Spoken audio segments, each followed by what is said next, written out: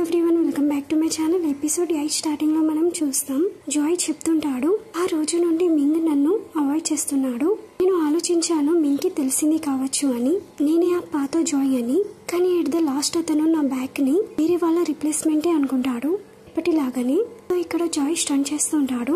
Tang చెప్తుంటాడు, ఇది బాలేదు, ఇది మళ్ళీ చేయి.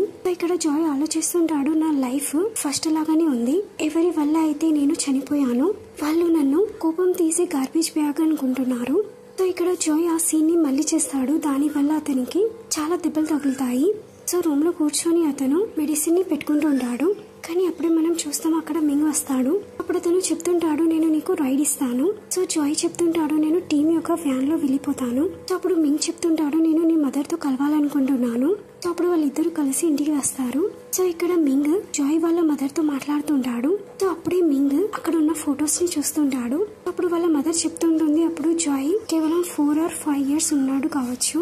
అప్పుడు మింగ్ అడుగుతాడు, జాయ్ ఎలా ఉండే? అప్పుడు వాళ్ళ మదర్ చెప్తూ ఉంటుంది, అతనైతే చాలా మొండిగా ఉండేవాడు, ఇప్పుడు అతను అలాగా లేడు. అప్పుడు మింగ్ అడుగుతాడు, మరి అతను ఎలా చేంజ్ అయ్యాడు? అప్పుడు వాళ్ళ మదర్ చెప్తుంటుంది, తెలియదు, కానీ ఎప్పుడైతే అతను కోమా నుండి మేల్కొన్నాడో అతను అప్పటి నుండి చాలా బాగా ఉంటున్నాడు, ఎలాగైతే అతను వేరే మనిషిలాగా. కానీ అప్పుడే జాయ్ చెప్తుంటాడు, మీరు మెడిసిన్స్ ని తీసుకోవాల్సి ఉంది. అప్పుడు వాళ్ళ మదర్ అక్కడ నుండి వెళ్ళిపోతుంది. అప్పుడు జాయ్ చెప్తుంటాడు, నాకు అనిపిస్తుంది నువ్వు నా స్టోరీలో చాలా ఇంట్రెస్ట్ గా ఉన్నావు అని. అప్పుడు మింగ్ చెప్తుంటాడు, నాకైతే అనిపిస్తుంది నువ్వే నన్ను వెళ్ళనివ్వడం లేదు అని. అప్పుడు మింగ్ జాయ్ చెప్తుంటాడు, నువ్వు ఏం కోరుకుంటున్నావు నాతో?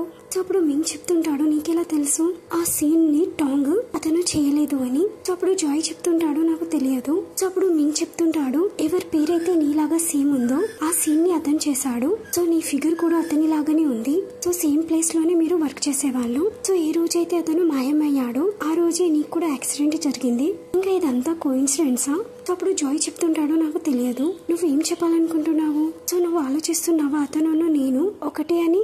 ఇక్కడ మింగ్ ఇంట్లో నుండి బయటికి వచ్చి మాట్లాడుతుంటాడు జిమ్ తో. అప్పుడు అతను చెప్తుంటాడు, నేను డిటెక్టివ్ తో కలవడానికి వెళ్ళడం లేదు, నేను వేరే వాళ్ళతో మాట్లాడడానికి వెళ్తున్నాను. ఇక్కడ వట్టు ఉన్న సోల్ డిటెక్టివ్ తో మాట్లాడుతుంటారు. అప్పుడు డిటెక్టివ్ చెప్తుంటాడు, మేబీ దొంగ అతనికి జాయ్ తెలుసు కావచ్చు. ఇక్కడ వట్టు సోల్ తో చెప్తుంటాడు, నువ్వు కేవలం దొంగని చూసావు, ఫుటేజ్ చాలా బాగా చూడు. ఇటువైపు మనం చూస్తాం మింగ్ బాబాజీతో కలవడానికి వెళ్తాడు. ఇక్కడ మింగ్ బాబాజీతో చెప్తుంటాడు, నేను ఒకరితో కలిసాను, అతను సేమ్ టు సేమ్ జాయ్ లాగా కనబడతాడు, ఇలాగా నాకు అనిపిస్తుంది. అప్పుడే బాబాజీ చెప్తుంటాడు, మేబీ వాళ్ళిద్దరు సేమ్ వ్యక్తి కావచ్చు. అప్పుడు మింగ్ చెప్తుంటాడు, ఇది ఎలా పాసిబుల్, మీరే చెప్పారు. అప్పుడు బాబాజీ చెప్తుంటాడు, జాయ్ చనిపోలేదు కూడా, కానీ అతను బ్రతికి కూడా లేడు. అప్పుడు మింగ్ చెప్తుంటాడు, అయితే మీరు నాతో చెప్పండి అతను ఎక్కడున్నాడు. అప్పుడు బాబాజీ చెప్తుంటాడు, నేను నీకు చెప్తాను, కానీ నువ్వు నాతో ఫస్ట్ ధ్యానం పెట్టు, నేను నీకు దారి చూపెట్టగలను, కానీ దాని మీద నడవడం అయితే నువ్వే. అప్పుడు మింగ్ చెప్తుంటాడు, ఒకవేళ మీకు తెలియకపోతే మీరు నాకు చెప్పకండి, నేనే దీన్ని తెలుసుకుంటాను. అలా చెప్పేసి అతను అక్కడ నుండి వెళ్ళిపోతాడు. ఇటువైపు మనం చూస్తాం బట్టున్న సోల్ వాళ్ళు CCTV ఫుటేజ్ ని చూస్తుంటారు. ఇక్కడ డిటెక్టివ్ ఒక అబ్బాయిని చూసి చెప్తుంటాడు, ఇతను చాలా విచిత్రంగా కనబడుతున్నాడు. ఇక్కడ వట్టు సోల్ తో అడుగుతాడు. ఇక్కడ సోల్ ఆ థీఫ్ గురించి ఆలోచిస్తుంటాడు, మళ్ళీ అతను జాయ్ గురించి ఆలోచిస్తాడు. అప్పుడు అతను చెప్తుంటాడు, లేదు ఇతను దొంగ కాదు, అతను ఈ బట్టలు వేసుకోలేదు. కానీ ఇక్కడ వట్టుకి సోల్ మీద డౌట్ కలుగుతుంటుంది. ఇటువైపు మనం చూస్తాం జాయ్ వాళ్ళ మదర్ తో కలిసి హాస్పిటల్లో ఉంటాడు. అప్పుడు వట్టు అక్కడికి వస్తాడు. అప్పుడు వాళ్ళిద్దరు కార్నర్ దగ్గర వెళ్లి మాట్లాడుతుంటారు. అప్పుడు వట్టు చెప్తుంటాడు, చాలా రూమర్స్ ఉన్నాయి నీ గురించి, నువ్వు మింగ్ చాలా క్లోజ్ గా ఉన్నారు అని. అప్పుడు జాయ్ చెప్తుంటాడు, ఇదంతా నేను డబ్బుల గురించి చేస్తున్నాను. ఇక్కడ వట్టు చెప్తుంటాడు, ఇంకా చాలా విచిత్రమైన విషయాలు ఉన్నాయి. ఎలాగైతే నీకు తెలుసో జోజో యొక్క వైఫ్ చాలా మంచి కుక్ అని, కానీ నువ్వు అతనికి చెప్పావు ఇది నేను నీకు చెప్పాను అని, కానీ నేనైతే నీకు ఇదంతా చెప్పలేదు. మరి నువ్వు అబద్ధం ఎందుకు చెప్పావు? నువ్వు నాకు ట్రూత్ చెప్పు, అసలు నువ్వెవరు? కానీ అప్పుడే జాయ్ కి మింగ్ నుండి కాల్ వస్తుంది. అప్పుడు అతను అక్కడ నుండి వెళ్తాడు. నెక్స్ట్ సీన్ లో మనం చూస్తాం ఇక్కడ సోల్ డాన్స్ చేస్తూ ఉంటాడు. అప్పుడు వట్టు అతనితో మాట్లాడడానికి వస్తాడు. అప్పుడు అతను చెప్తుంటాడు, నువ్వు చూసావా CCTVలో ఎవరున్నారు, రైట్? అప్పుడు సోల్ చెప్తుంటాడు, నేను చూడలేదు. అప్పుడు వట్టు చెప్తుంటాడు, అబద్ధం చెప్పకు, ఎవరినైతే నువ్వు చూసావో అతను జాయ్ కదా, రైట్? నెక్స్ట్ సీన్ లో మనం చూస్తాం ఇటువైపు జాయ్ మింగ్ ఇంటికి వెళ్తాడు. అప్పుడు మింగ్ చెప్తుంటాడు, నువ్వు నా గురించి కుకింగ్ చేయి. అప్పుడు జాయ్ కుకింగ్ చేస్తుంటాడు. ఇక్కడ మింగ్ అతన్ని చూసి పాత జాయ్ ని గుర్తు తెచ్చుకుంటూ ఉంటాడు. అప్పుడు అతను నూడిల్స్ ని తింటుంటాడు. ఇటువైపు జాయ్ బాత్ తీసుకుంటూ ఉంటాడు. సో అప్పుడు మింగ్ అతను కూడా వచ్చి అతనితో బాత్ తీసుకుంటూ ఉంటాడు. సో అప్పుడు మింగ్ చెప్తుంటాడు, అసలు నువ్వు నిజంగా ఎవరు? సో అప్పుడు జాయ్ చెప్తుంటాడు, నేనైతే చెప్పాను కదా. సో అప్పుడు మింగ్ చెప్తుంటాడు, నువ్వు ఎందుకు అతనిలాగా ఉన్నావు? నేను ఇంకా టాలరేట్ చేయలేకపోతున్నాను. సో ప్లీజ్ నువ్వు నాకు నిజం చెప్పు. సో అప్పుడు జాయ్ చెప్తుంటాడు, ఒకవేళ నేను చెప్తే నేను అతను అని, సో నువ్వు నా మీద బిలీవ్ చేస్తావా? సో ఇది ఎలా పాసిబుల్? అతనైతే చనిపోయాడు. సో అప్పుడు మింగ్ చెప్తుంటాడు, అతను చనిపోలేదు, సో నువ్వు ఇక్కడ నుండి వెళ్ళిపో. సో జాయ్ అక్కడ నుండి వెళ్ళిపోతాడు. సో ఇక్కడ మింగ్ ఏడుస్తూ ఉంటాడు. So next day Ming Babaji దగ్గరికి వెళ్లి చెప్తుంటాడు, ఒకవేళ నేను ధ్యాస పెడితే మీరు నాతో చెప్పేస్తారా అతను ఎక్కడున్నాడో? సో ఇటువైపు మనం చూస్తాం, జాయ్ వాళ్ళ మదర్ డాడీ ఒక గ్రేవ్ దగ్గరికి వచ్చి వాళ్ళతో మాట్లాడుతుంటాడు. సో అప్పుడు తను చెప్తుంటాడు, టెక్నికల్ గా చెప్పాలంటే నేను కూడా మీతో ఇక్కడే ఉండేవాడిని. సో నాకు కూడా తెలియదు నా ఆత్మ ఈ బాడీలో ఎలా వచ్చేసిందో, కానీ నేను బ్రతికే ఉన్నాను. కానీ అప్పుడే వట్టు వచ్చి చెప్తుంటాడు, అయితే నువ్వు జాయ్ నిజంగా? సో అప్పుడు అతను జాయ్ ని పంచి కొట్టి చెప్తుంటాడు, నేను చెప్పాను నీతో నువ్వు వెళ్ళొద్దు అని, కానీ నువ్వు నా మాట వినలేదు. సో అప్పుడు జాయ్ సారీ చెప్తుంటాడు. అప్పుడు వట్టు చెప్తుంటాడు, నువ్వు నాతో ముందుగా ఎందుకు చెప్పలేదు? సో అప్పుడు అతను జాయ్ ని హక్ చేసుకుంటాడు. అప్పుడు వాళ్ళు వెళ్లి పార్టీ చేస్తుంటారు. అప్పుడు వట్టు చెప్తుంటాడు, నువ్వు ఎందుకు అప్పుడు చెప్పలేదు? ఎప్పుడైతే నువ్వు హాస్పిటల్లో ఉండేను అప్పుడు జాయ్ చెప్తుంటాడు, పద మనం ట్రై చేద్దాం. అప్పుడు అతను చెప్తుంటాడు, నేను జాయ్, నేను మీ బాయ్, సో నేను ఈ బాడీలో ఇరుక్కున్నాను, సో మీరు నా మీద బిలీవ్ చేయండి. అప్పుడు వట్టు చెప్తుంటాడు, నువ్వు ఎవరిని పిచ్చి వాళ్ళు చేస్తున్నావు? ఈ మాట మీద ఎవరు బిలీవ్ చేస్తారు? అప్పుడు జాయ్ చెప్తుంటాడు, అందువల్లనే నేను దీని గురించి ఏం చెప్పలేదు. అప్పుడు వట్టు చెప్తుంటాడు, తెలియదు, ఎవరు నీ లైఫ్ యొక్క తలరాతని రాశారు, దాని వల్లే ఇదంతా జరుగుతుంది. అప్పుడు జాయ్ చెప్తుంటాడు, మేబీ నా లాస్ట్ లైఫ్ లో చేసిన తప్పులకి ఇంకా పనిష్మెంట్ దొరకలేదు కావచ్చు.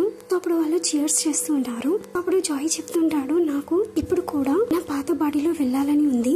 అప్పుడు వట్టి చెప్తుంటాడు, నువ్వు కొంచెం చాలా ఎక్కువ మూవీస్ చూసావు. సో ఇక్కడ సోల్ జాయ్ ని ఇంటి దగ్గర డ్రాప్ చేయడానికి వస్తాడు. అప్పుడు సోల్ చెప్తుంటాడు, నేను నీ మదర్ తో కలవచ్చా?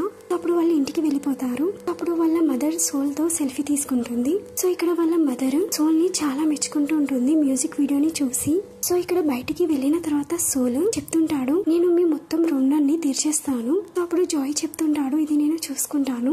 సో అప్పుడు సోల్ చెప్తుంటాడు, మీకు ఇప్పుడు కూడా మింగ్ గురించి ఫీలింగ్స్ ఉన్నాయా? సో అప్పుడు జాయ్ చెప్తుంటాడు, నా పాత బాడీ తోని పాత ఫీలింగ్స్ కూడా చనిపోయాయి, సో నేను మళ్ళీ రిస్క్ తీసుకోను. సో ఇక్కడ సోల్ జాయ్ ని హక్ చేసుకుంటాడు. సో నెక్స్ట్ ఇక్కడ మనం చూస్తాం, మింగ్ ధ్యాస పెట్టి కూర్చుంటాడు. సో ఇక్కడ అతను పాస్ట్ ని గుర్తు తెచ్చుకుంటుంటాడు. ఎప్పుడైతే అతను ఫస్ట్ టైం మింగ్ జాయ్ ని చూసాడో, ఎప్పుడైతే అతను జాయ్ యొక్క పేరుని ఫస్ట్ టైం విన్నాడో,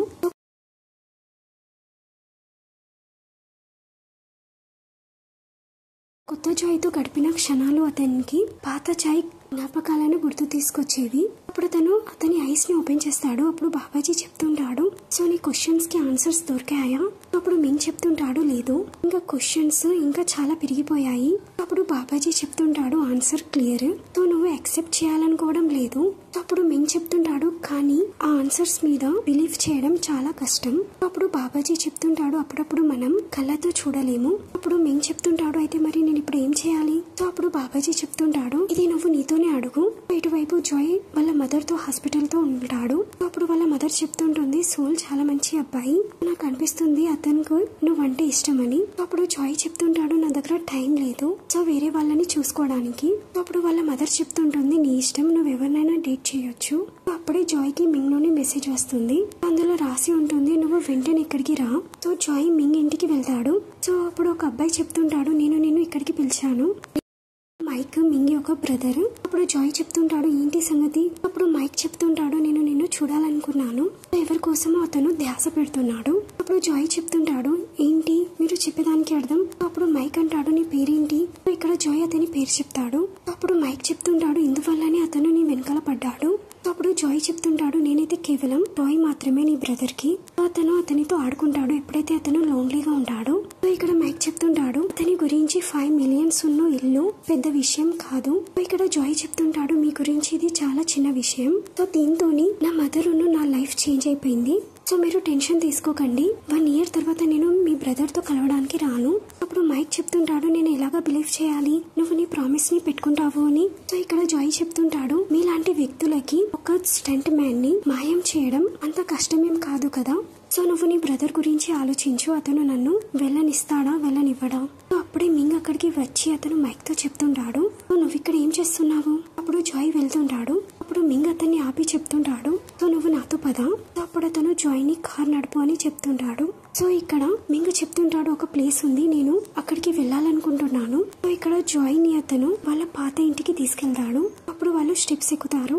పైకి వెళ్లి మింగ్ జాయ్ ని కిస్ చేస్తుంటాడు. సో అప్పుడు వాళ్ళు వాళ్ళ ఫస్ట్ కిస్ గురించి ఆలోచిస్తుంటారు. సో అప్పుడు వాళ్ళు కిస్ చేస్తూ రూమ్ లోకి వెళ్ళిపోతారు. దాని తర్వాత వాళ్ళు మాట్లాడుకుంటుంటారు. అప్పుడు మింగ్ చెప్తుంటాడు, జాయ్ ఇంట్లో దొంగ వచ్చాడు కానీ ఎలాంటి దోపిడీ జరగలేదు. సో కీ గురించి కేవలం నాకు, సోల్ కి ఉన్ను నీకే తెలుసు కదా జాయ్. ఇక్కడ జాయ్ చెప్తుంటాడు, నువ్వు ఎప్పుడు జోక్స్ చేయడం ఆపుతావు, నేను జాయ్ కాదు. అప్పుడు మింగ్ చెప్తుంటాడు, అతను చనిపోలేదు, ఇంకా అతను బ్రతికి కూడా లేడు, ఎందుకంటే అతను వేరే వాళ్ళ బాడీలో ఉన్నాడు. అప్పుడు జాయ్ చెప్తుంటాడు, నువ్వేం చెప్పాలనుకుంటున్నావు. అప్పుడు మింగ్ చెప్తుంటాడు, నువ్వు అబద్ధం చెప్పలేవు, బాడీ రియల్ చెప్పింది, నువ్వే అది ఎవరైతే తుమ్ముతావు. ఎప్పుడైతే మనం ఇలా చేస్తాము అప్పుడు జాయ్ తనని తను మిర్రర్ లో చూస్తాడు. అప్పుడే మింగ్ కి కాల్ వస్తుంది. అప్పుడు అతను చెప్తుంటాడు, ఏంటి. అప్పుడు ఫోన్ లో ఉన్న వ్యక్తి చెప్తుంటాడు, మేము జాయ్ ని వెతికాము. అప్పుడు మింగ్ చెప్తుంటాడు, నువ్వు షూరా. అతను ఆ వ్యక్తి చెప్తుంటాడు, హా. ఇక్కడ మింగ్ జాయ్ తో చెప్తుంటాడు, వాళ్ళు జాయ్ ని వెతికారు. సో దీంతో ఈ ఎపిసోడ్ ఎండ్ అవుతుంది. మీకు ఈ వీడియో నచ్చినట్లయితే please like, share and subscribe.